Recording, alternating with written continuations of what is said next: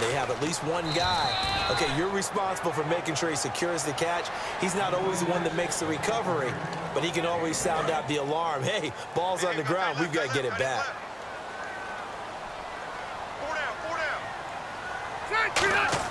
Rivers now on second down, and he fires one that's intercepted. Picked off by Morgan Burnett, and he will bring it back to the 4-yard line. Now Chicago getting ready to go as they take the field. And they'll just simply be looking to build off the confidence of the last time out where they scored a touchdown. And confidence is powerful, isn't it? When you've scored once, you feel like you can go back out there and get it done again. Doesn't matter what the defense throws at them. They feel like they're in a groove right now, and they want to get out there and show it. Yeah, hoping to stay in that groove here this go-around. Second down following the incompletion. They'll come out in the pistol. Looking to jam the receivers at the line here. Press coverage look defensively. And this is going to be intercepted. Picked off by Ryan Shazier. And a big turnover there as his guys will get the football back.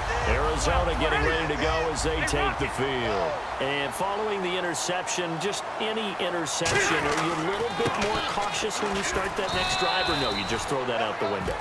I think you are. I don't think that there's any way you can run back out there and go, totally didn't affect me. Let's just go ahead and be loose with the football again. You're going to take care of it, but you have to be careful about being too cautious because now you can't run any offense at all. Still want to attack. We'll see how they attack him here. They stay on the ground. Again, it's Coleman. And he'll fight forward maybe to the line of scrimmage, but that's all. Officially no gain on the play, and they're left with a 3rd and 8. Well, at least he was able to break that initial contact, or it could have been a loss. Yeah, give credit to the defensive player, though. What did he do? Made him slow down, slow up his feet, and allowed the rest of the guys to get there to finish him off. Back near his goal line, Rivers. And here's another interception, the 3rd of this first quarter. It's the former Seahawk, Earl Thomas. And he'll take this back down inside the 20. Now Chicago getting ready to go as they take the field. And the interception thrown in the red zone last time. We'll see if they can rebound. I just have to think the last thing he said as they went back out there was, don't do that again. What do you think? What do you think? Yeah, I think that. I think that not only did he say that, but he also told him, let's put it in the end zone that it's supposed to be in, all right? The end zone we're trying to score. I know we're being a little bit facetious here, but the bottom line is take care of the football, and everything else should flow from there. Quick lesson, never ask the play-by-play guy a question. Hey, you're my partner. I know you're right there with me. Possible run anticipation here as the D-line sandwiches together. And he is in. Touchdown, Chicago. Reggie Bush taking it in from 7 yards. Oh, they flip it to the kicker. He looks like he's going to throw it. And his guys are going to add on to their lead. And he'll get into the end zone as the 2-point conversion is successful. Now after the touchdown, here's Pat McAfee to kick. J.J. Nelson now to return. And not a bad return here. He gets it out to the 25-yard line. Arizona getting ready to go as they take the field. And following the interception, we'll see what they can put together on this drive. I can hear my old college coach right now. He always used to tell us before every game, the team making the fewest mistakes will win. What they're hoping is that that last mistake is their only one of the game. Coaches, that's all they talk about, turnovers, right? Minimizing those and maximizing opportunities. Throwing Rivers. And he's going to drop this off to his fullback. It's a 7-yard gain there, and it's good enough to move the chains. Looked like the defense put pretty good pressure on him, but he's able to flush out to his right to try and evade people. On the run, had to get on his horse. Still accurately throws a nice pass for a first down. Rivers is going to hit his man out of the backfield, complete. Ready to go now in the second quarter. Brandon Gaudin, Charles Davis. It's the Cardinals in possession of the football. They've got it 2nd and 6 to start things out.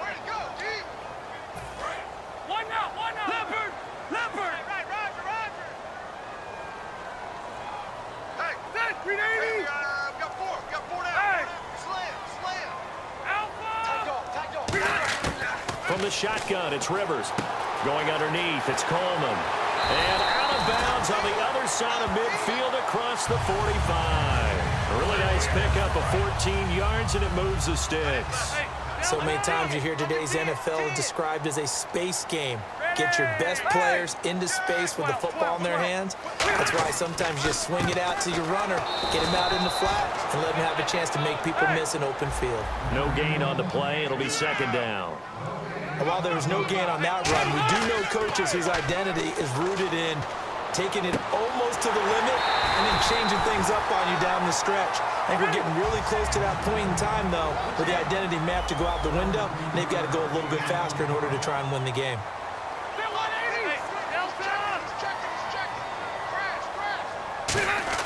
They go play action here on first down. And his pass is intercepted for the fourth time today.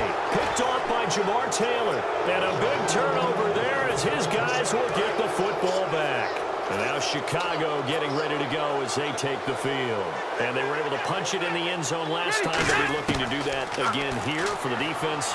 Obviously, they'll be looking to stop them from punching it back in the end zone. It always is punch-counter-punch, isn't it? And which team has the advantage? Well, let's just go back. Last time on offense, they rolled downfield, got into a good rhythm. You can see a little more bounce in and out of the huddle. You can see the sideline really get into the game. So defensively, you're thinking to yourself, how do we take that away from them? How do we get the advantage back? Let's see what they come up with. I think pressure is always the first way to go. You love pressure. I love it. We'll see if they dial it up this drive. Only 3 yards on the catch. It's third down. Well, clearly one of his advantages as a passer is his height. Sit back in the pocket, fired over the middle. That makes things tougher defensively, doesn't it? It really does, because your goal is to move the quarterback off his initial spot when he gets his drop back completed. But when you have that type... He rifles one that's intercepted. Picked off by Tremaine Johnson. And he'll take it across midfield and down the 48-yard line. So out now come the Cardinals. Looked like they had something going last drive. Then the interception happened. Will they recover? The memory they need to keep with them is that they did have something going. They were moving the ball on offense, had a nice sequence going. Don't worry about the other part. You can't get that back. Let's go back to what you were doing well before. I thought you were going to say they need to have no memory, but remember the good part, forget the bad. I like that even better. 2 minutes to go here in the first half. More from the desert after this.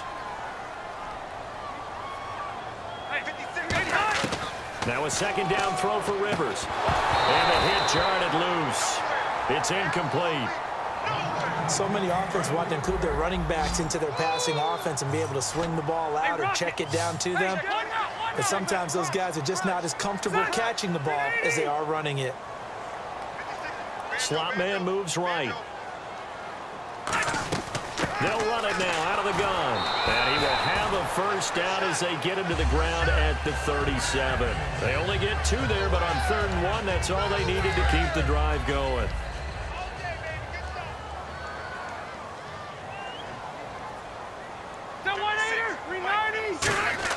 A first down throw here for Rivers. Throw left side complete to Sharp. They'll get 17 yards there. And it'll give the Cardinals a first down. He had time, was able to survey the field and find a soft spot in that zone coverage. And that's where it gets difficult for a defender, Brandon. You go to your spots on the field that you have to cover, and when the offense finds an area that you're not in, that's where they throw the football. It's a 6-yard pickup, and it gets them to 2nd and 4. And they're going to hurry back to the line now. Some runs are blocked so well, you almost forget that someone has to carry the ball to gain the yardage.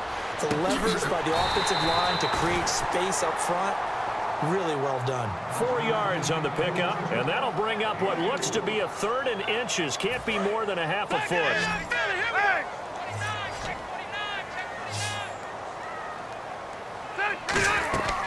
They'll run it now out of the gun. And he is going to lose yardage here. Losing 2 yards that time, and now it's 4th down. Now hold everything here. We're going to get a timeout by the offense. It's just their first, so they'll have 2 remaining here before we get to halftime. And no signs of the field goal unit. They're going for it on 4th down. 4th down, Rivers. On the screen, this is Coleman. And he's able to pick up the first before he's brought down inside the 5 at the 4. Well, the feel that I get on this is that they felt like 3 was just not going to be enough after getting this deep. And he will get into the end zone. Touchdown, Arizona. Tevin Coleman, a 3-yard touchdown run. Cardinals get a bit closer. And they're back within 8. It's 15-7. So the lead trimmed down to 8 as here comes the kickoff, and it's away. Tyreek Hill on the return. They'll bring it back to just about the 25, call it the 24-yard line. And now Chicago getting ready to go as they take the field. And with time quickly fading here in the second quarter, not sure how aggressively, offensively they want to play this. I think we'll find out just how much they trust their guys in this situation if they decide to take a shot. They go back to the air here after the INT. This is caught. It's Greg Olsen. And he's able to get out to the 32, brought down there. Now whistles come in. We're going to get a timeout here by the offense. It's just their first, so they'll have 2 remaining here before we get to halftime. And some options here for the offense on 2nd and 2. Working out of the gun, Rivers. He's got Freeman here. It's complete. And able to get this one across the 45 before he's brought down. Now hold everything here. We're going to get a timeout by the offense. So that means they're down to 1 remaining here as we head toward halftime. And no press coverage here. They are backing off in the secondary. On 1st and 10, Rivers. And he'll be hit as he releases it. And that'll fall incomplete. It's a tried-and-true formula, and I don't think it'll change for as long as we play football. If someone's trying to throw the ball and you can put pressure on them and make it tough, that's only going to help your defense. Yeah, he's since being hurried. And for the 3rd time here in this half, it's intercepted. Picked off by Ryan Shazier. And a potential turning point as he'll get the football in very good field position late in this first half.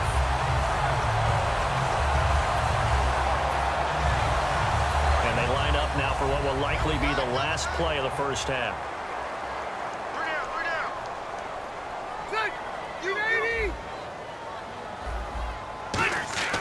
Final play of the half, Rivers going up top. And my goodness, another interception. Picked off by Morgan Burnett. Time for a break. We've hit halftime. And never mind, Larry. These 2 teams apparently anxious to get back at it. So both teams have their marching orders, and we'll get going again here in quarter number 3. To return it, here's Reggie Bush. And he'll take this across the 25, couple extra yards, up to the 27-yard line. And now Chicago getting ready to go as they take the field. They have the lead. Now they'll be looking to extend that lead. And this is where I enjoy talking about one of my favorite subjects, tendency breakers, or counters as I also like to call them. You've done things in a certain way in the first half, and they've had the ability to see what you've done. They're going to make their adjustments. So guess what?